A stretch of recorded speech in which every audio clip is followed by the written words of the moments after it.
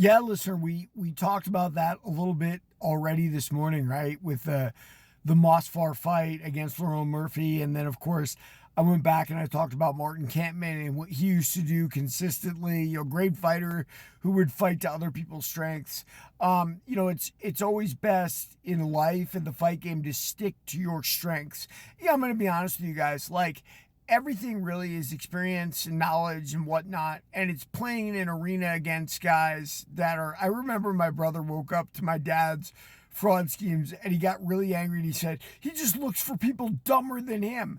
But that is much of the world, right? Like until you learn a place and, as they say in the street, learn what's up, you are essentially a victim and you can be taken advantage of. And I think that's the case in martial arts as well as life. That's why martial arts is such a good teacher for life, right? Like obviously the guy who's been there, done that, has more experience and, has put the time in, is going to know how to do something better than you. And people use that in every facet of life, from workplace to home to everything else. So, once again, we see that the martial arts is the great teacher.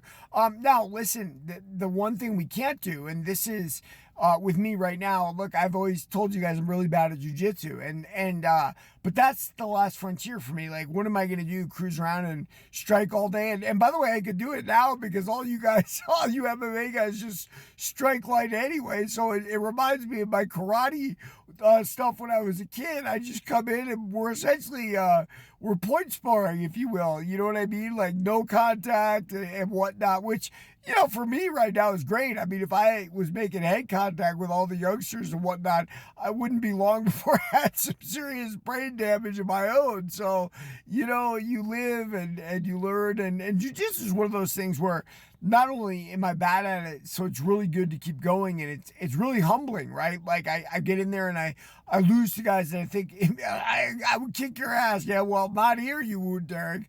And that's good. That's what we want to strive for in life, to always be improving. Now, that all having been said, you're fighting an MMA fight. Do I go jiu-jitsu focus on that? No, I'm going to strike, right? Like you have to play to your strengths in the right formats. It's always important to make yourself a renaissance man and make yourself better at everything.